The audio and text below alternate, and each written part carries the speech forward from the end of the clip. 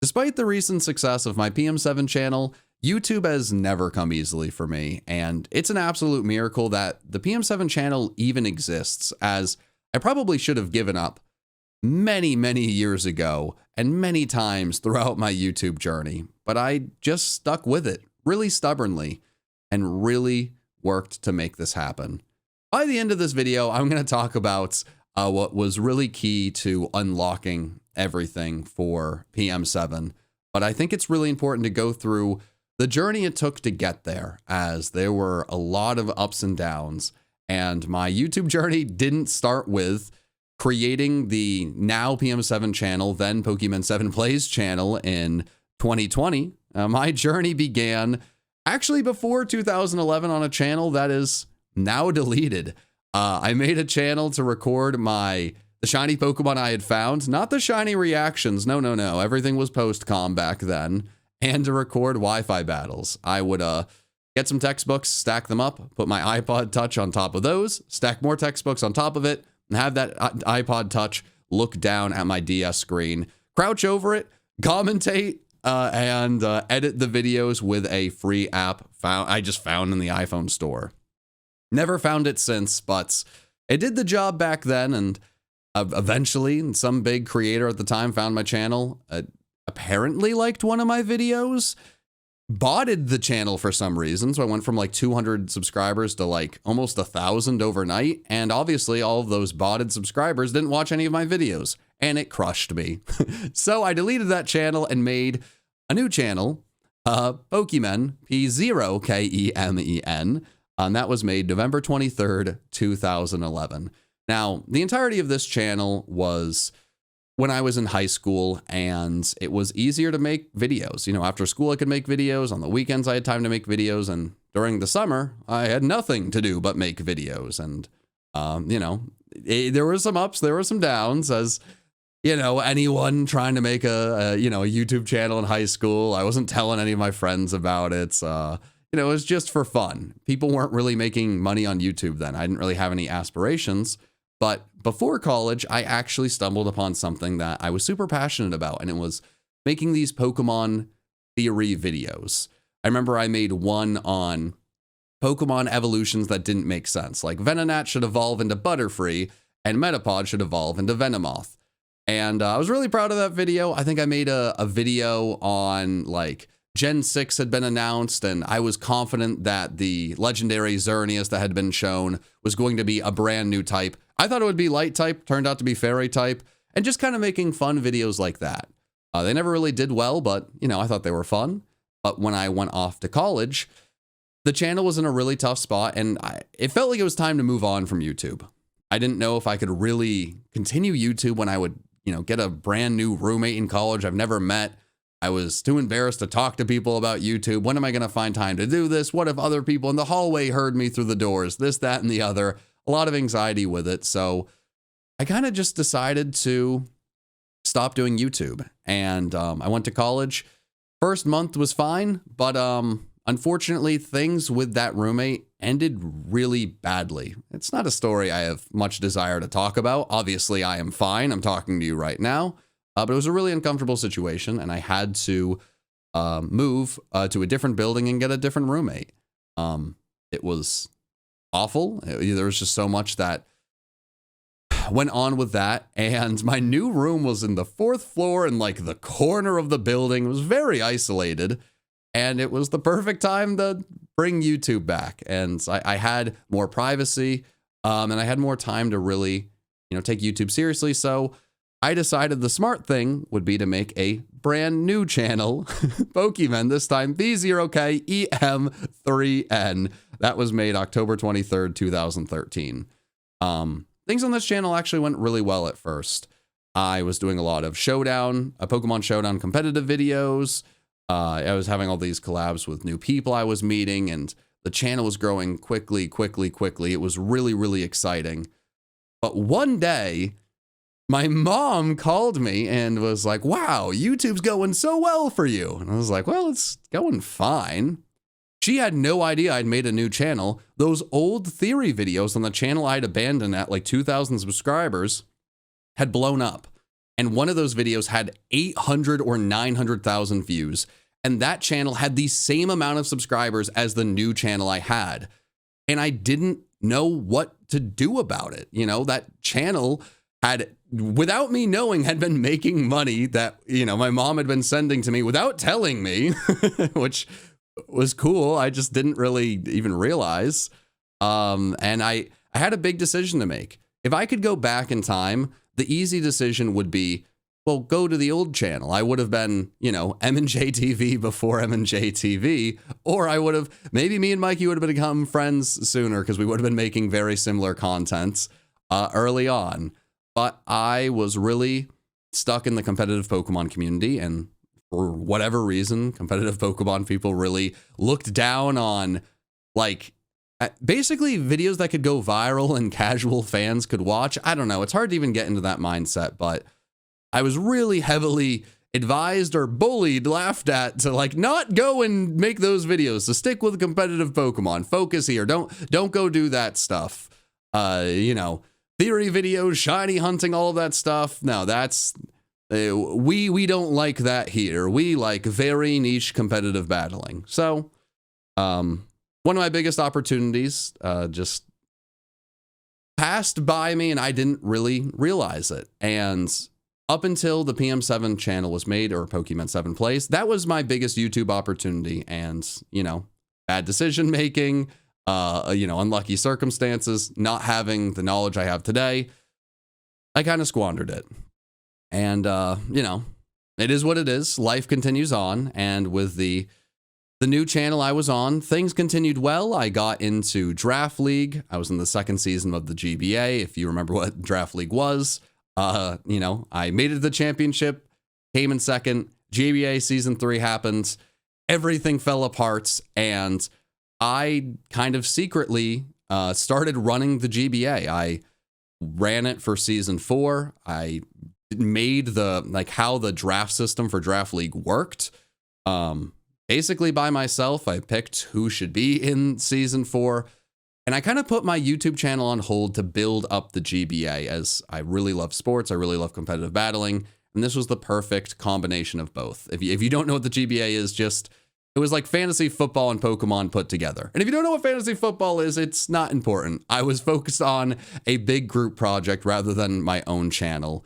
And that worked at the time. You know, sophomore year of college, I lived in I lived with 2 other roommates in a very small room. I think our dorm room was smaller than the one I had freshman year, and I had an extra person there. Very impossible to record videos.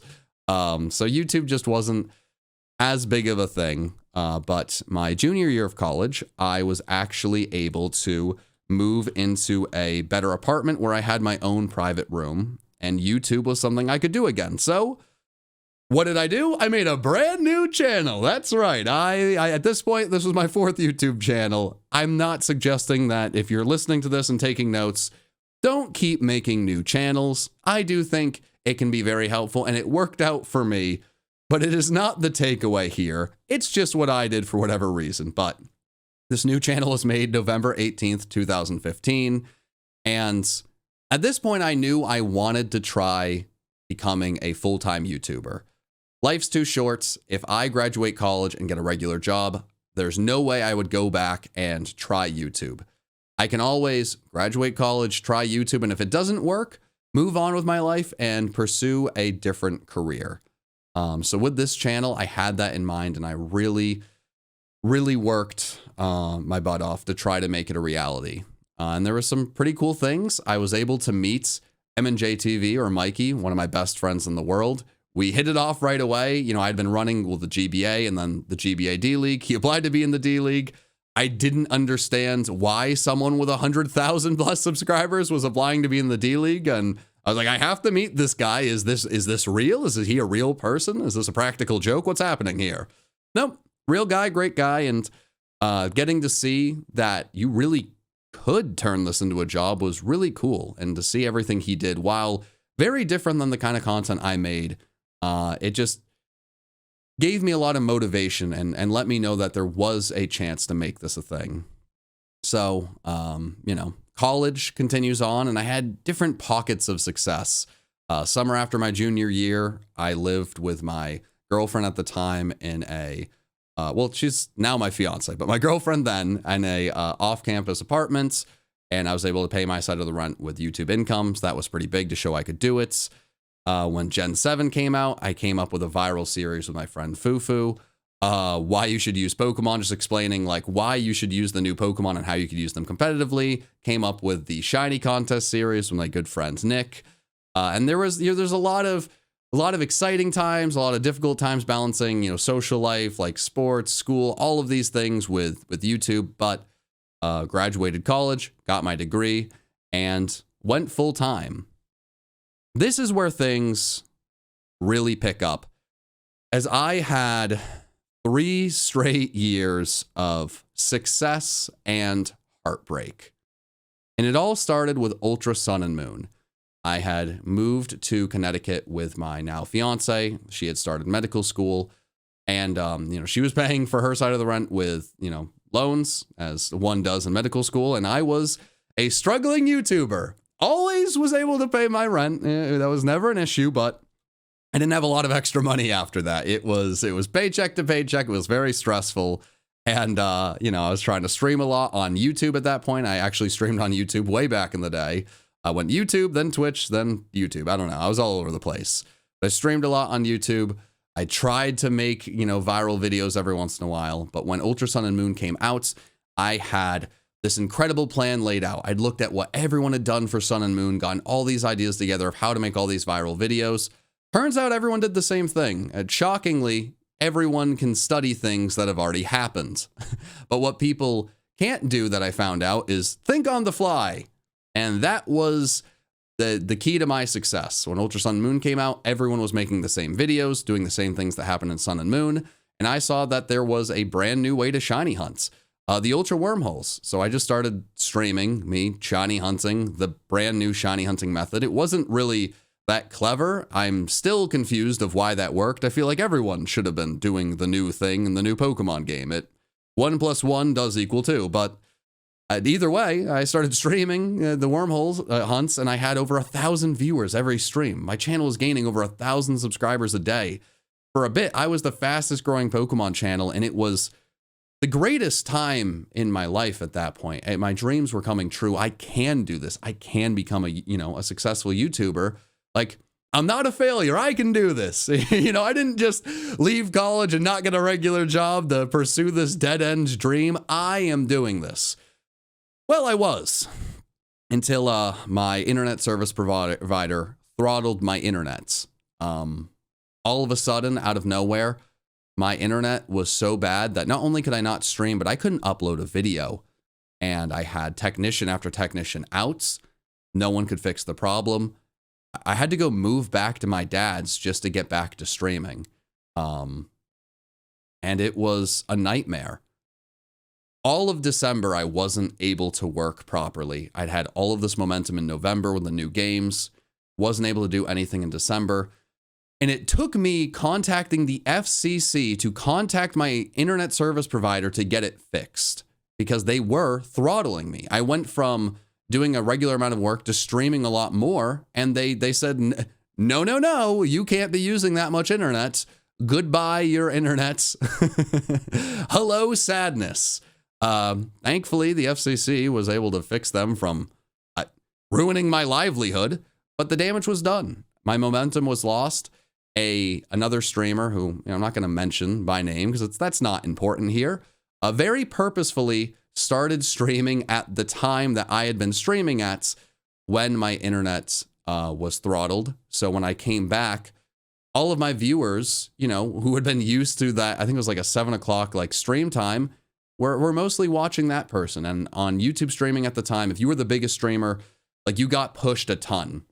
Being the second biggest streamer in that time slot for a game, it really could be detrimental. So those time slots were a big deal. So not only did I lose so much momentum, but someone had kind of stepped in and squashed a little bit of what I was doing as well. So that next year, I was just trying to build back up to where I was, or where I had been in November, and I never got close. The channel did get over 50,000 subscribers, which was exciting, but we had a brand new thing on the horizon.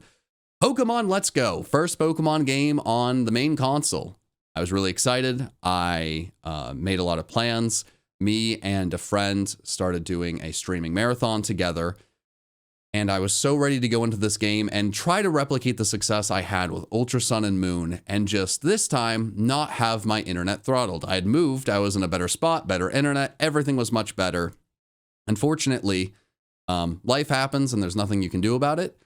The week the game is releasing, I get a call. My grandfather is very ill, and that week he ended up passing. So I got the call. I had to go, drive 3 hours in the middle of the night to go see him, say goodbye. And that had been the closest person in my family to pass. It's not something I'd really experienced. I've been really lucky in my life. A lot of people in my family have been relatively healthy. He was the first non-great grandfather or grandmother to pass, and it was tough because it was so quick. By the time he had gotten to see a doctor, he was sicker than anyone would have expected, and it was so fast. And shockingly, I wasn't able to bounce back from that well. My family wasn't. It was a really difficult time, and to come back and try to take advantage of a new game release was impossible. And another new game, another squandered opportunity. Neither of them my fault, and this one, it stung even a little bit more, because I was just personally hurting as much as I was professionally. And while that stuff's more important, being able to, pay rent is also important. So that stress of being a struggling YouTuber still remained, and it was a big point of stress and sadness and all these other negative things for a while of trying to make it work. Finally, we get the Sword and Shield. At that point, I'm 25 years old, and an important part of the story is I told my dad, I told my mom, I will attempt to make YouTube work until I am 26. Once I'm 26, the state I lived in, I'd have to be kicked off of my parents' health insurance. And once I was no longer on their health insurance, I would go get another job. Or if I ever got to a point where I couldn't provide for myself, I wasn't going to ask my parents to pay my rent and send me money. If I can't provide for myself, I need to get another job.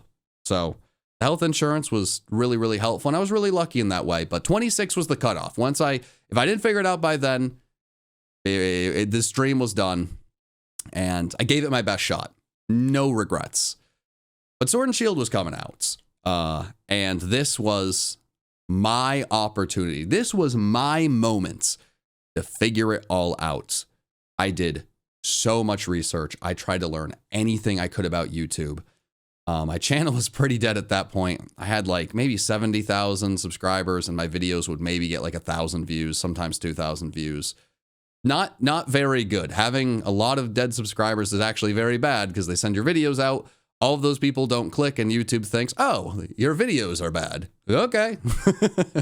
And that's, one of the reasons I've had so many channels is sometimes it's hard to combat that, but a new game injecting new life can really help. And going into these new games, I again, worked with my good friend Sam or Fufu. We did the Why You Should Use series. The videos had better thumbnails and editing and all of this. They went very viral.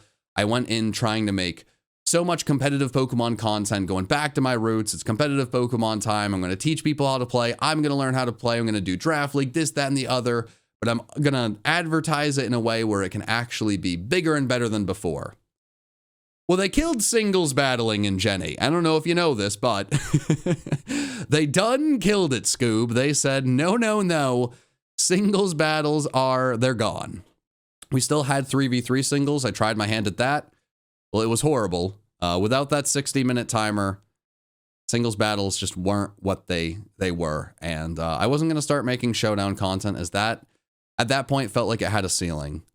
I'd made such progress, November, December, but not having that next step to take, not, having all these new fans ready for competitive content and not being able to shift them over to more continual singles competitive content like I planned, it felt like I had failed. It felt like the dream was dead and I needed to move on with my life. I spent a lot of time in January trying to make the most of the situation and just kind of accepting that it might be done. But one fateful day, I happened upon a YouTuber, you guys probably know, Small Ants. And this guy just made the coolest Pokemon videos I'd ever seen. I've always been a really creative guy, and I've come up with so many different Pokemon like playthrough ideas and variants. They never really did well because I wasn't great at advertising them, but looking at what this Small Ant fellow was doing, it was like, wow, I love these ideas. I would love to make content like this. This is how my brain works. But then I looked a little bit more and I just started to get angry. Not at Small Ant. I've never met the man. I assume he's a swell fella. But how is no one else in the Pokemon community making content like this? Do we have no pride? Why is the most viral Pokemon content not made by Pokemon creators? Because it wasn't just Small Ant. I saw these other big successful creators making these really awesome viral Pokemon videos, but all of these Pokemon content creators around me would complain about how dead Pokemon was after, you know, the release hype was gone.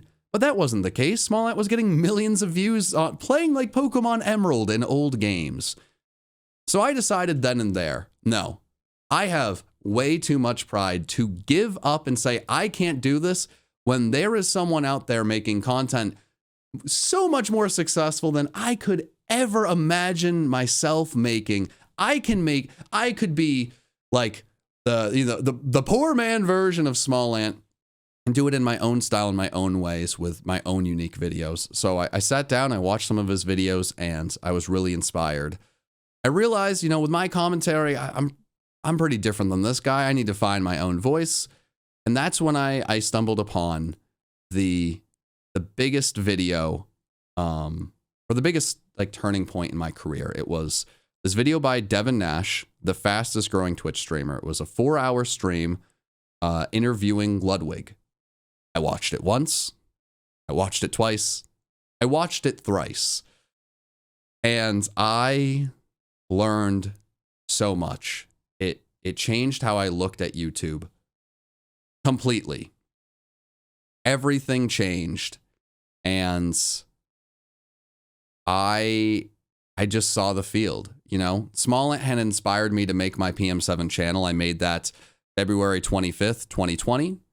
The next 2 months, I made, I think, $200 each month off of my old channel that didn't get any uploads on it. I was uploading on this new channel videos that were not monetized for 2 months, trying to get monetization. The old channel was bringing in very little money. I was paying my bills off of what I had saved up. And once I got monetization, it was around the time I watched this Ludwig channel, or this Ludwig video that Devin Nash put out. And that video was July 8th. July 20th, I made Pokemon Y, but every trainer has legendary Pokemon. August 2nd, I made Pokemon, or I did the Pokemon Nuzlocke, but Pokemon types die. And then August 17th, Pokemon, but they randomly evolve every level, and my channel beyond blew up. All three of those ideas were unique ideas no one had done before that I was really proud of. I put a lot of time, you know, trying to come up with these ideas and really figure out what I wanted to do.